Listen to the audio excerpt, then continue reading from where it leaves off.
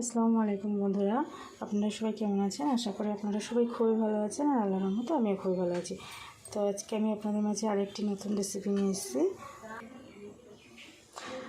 তো আমি আজকে আপনাদেরকে শসা রান্না করে দেখাবো। তো এখানে দেখুন, আমি শসাগুলোকে ছোট ছোট করে কেটে নিয়েছি।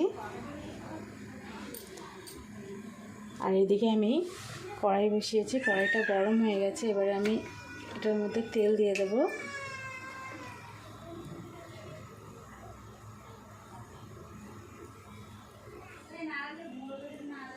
তো আমি রিফাইন অয়েল তেল দিয়ে দিয়েছি। তেলটা গরম হওয়া পর্যন্ত ওয়েট করব।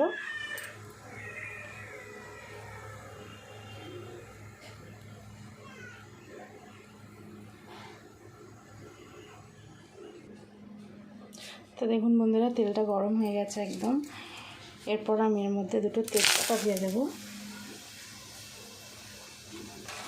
আর দেব বড় বড় সাইজের পেঁয়াজ 3টে আমি কেটে রেখেছিলাম, আর লঙ্কা একসঙ্গে।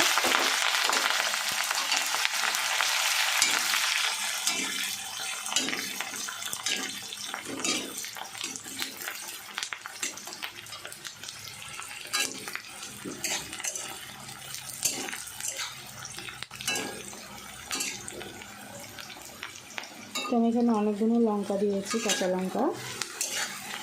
একটু ঝাল ঝাল হলে বেশি ভালো লাগে, সেই জন্য আমি একটু বেশি করে লঙ্কা দিয়েছি।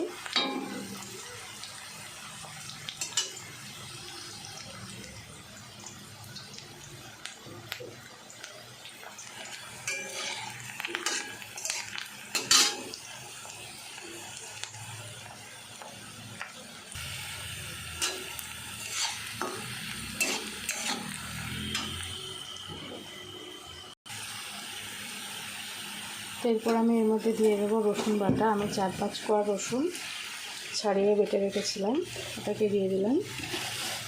এটা ফোড়নের জন্য আমি একেবারে দিয়ে দিচ্ছি। এটাকে আমি আরও 1.5 থেকে 1.5 মিনিট মতো ভেজে নেব।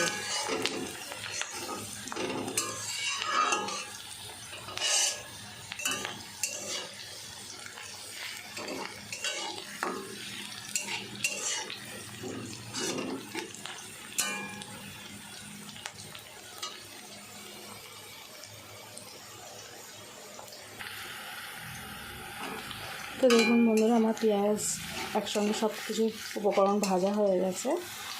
এরপর আমি শসাগুলোকে দিয়ে দেবো।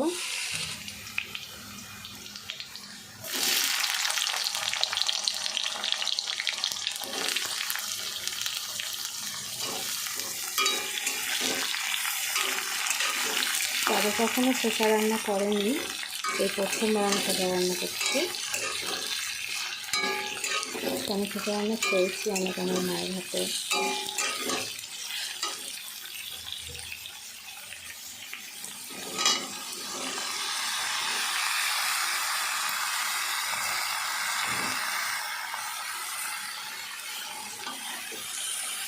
শসা রান্না খেতে কিন্তু খুবই ভালো লাগে।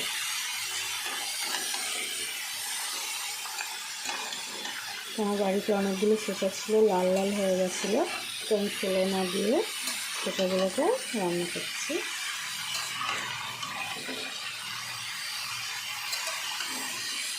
এরপর আমি এর মধ্যে লবণ দেবো।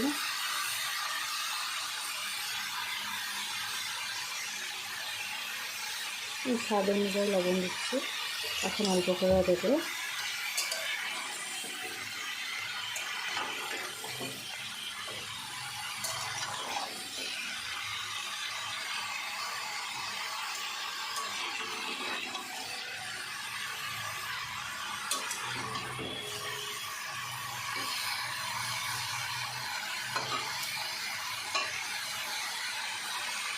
তো এটাকে এবার আমি ঢাকনা চাপা দিয়ে কিছুক্ষণ ঢাকনা চাপা দিয়ে লবণ দিয়েছি, ঢাকনা চাপা দিয়ে রেখে দিলে তাহলে এর মধ্যে দিয়ে অনেকগুলো পানি বার হবে আর শসাগুলো আরও অল্প হয়ে যাবে।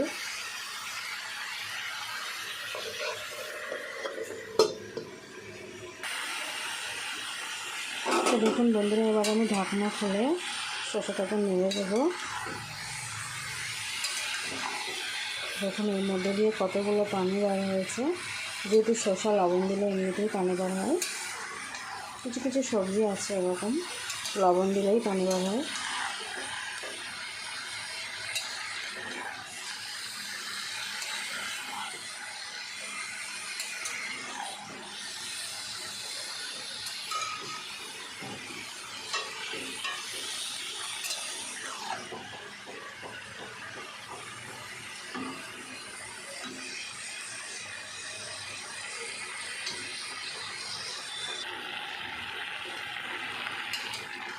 তো দেখুন বন্ধুরা, মানে কতগুলো শসা ছিল, আর মানে এর মধ্যে থেকে পানি বার হয়ে নুন পানি বার হয়ে মানে এটা কত অল্প হয়ে গেছে। দেখুন আরও হয়ে যাবে।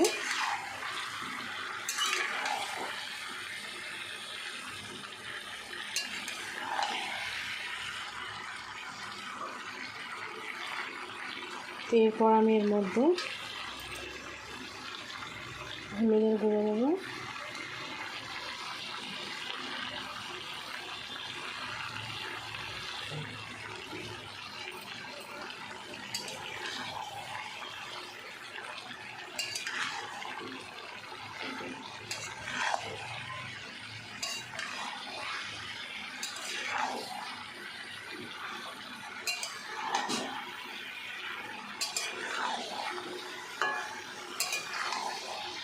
তো এটা একদম হালকা মশলা রান্না করতে হবে, বেশি ভারী মশলা দিলে হবে না, মানে বেশি কড়া মশলা দিলে হবে না, হালকা মশলা অল্প অল্প করে মশলা দিয়ে সব রান্না করতে হবে।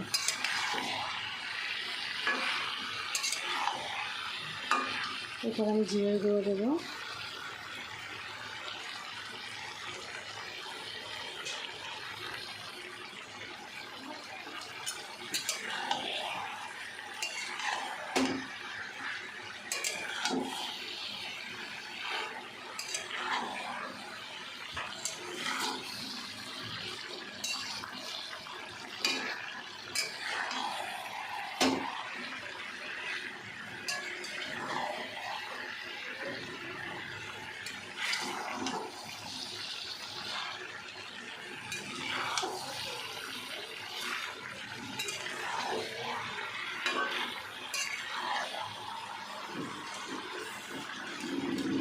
আর দেবো সামান্য লাল লঙ্কার গুঁড়ো।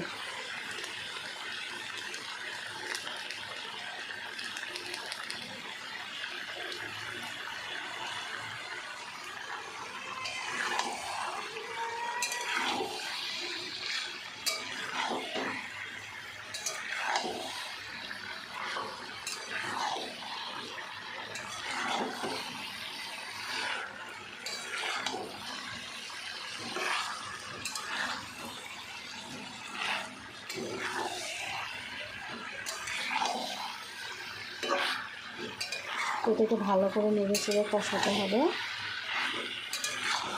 তো এটা যখন হালকা তলায় ধরে ধরে মতো লাগবে, তখন আমি এর মধ্যে পানি অ্যাড করবো। এছাড়া এর আগে আমি কোনো পানি অ্যাড করবো না।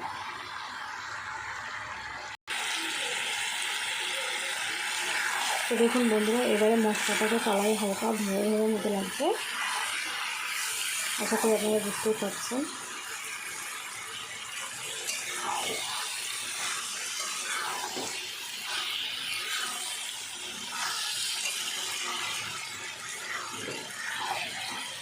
এরপর আমি এর মধ্যে পানি অ্যাড করবো। আমি এর মধ্যে পরিমাণ মতো পানি দেবো।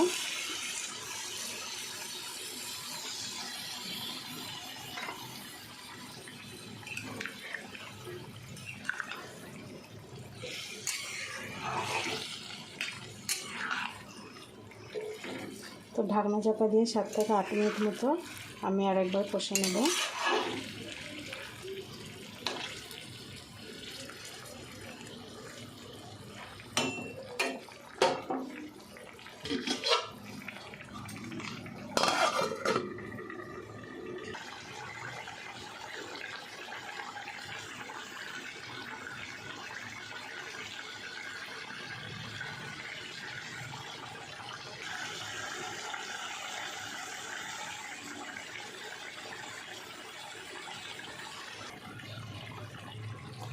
দেখুন বন্ধুরা,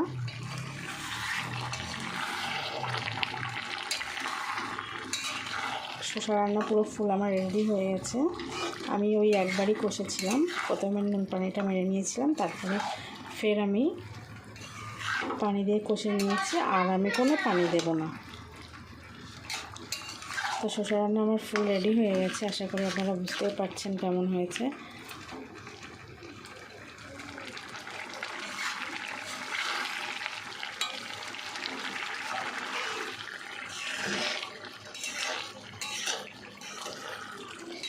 তো আজকে রেসিপিটি যদি আপনাদের ভালো লেগে থাকে অবশ্যই বাড়িতে ট্রাই করবেন, ট্রাই করে খেয়ে দেখবেন কেমন হয়েছে, আর কমেন্ট করে জানাবেন আমার ভিডিওটি যদি ভালো লেগে থাকে।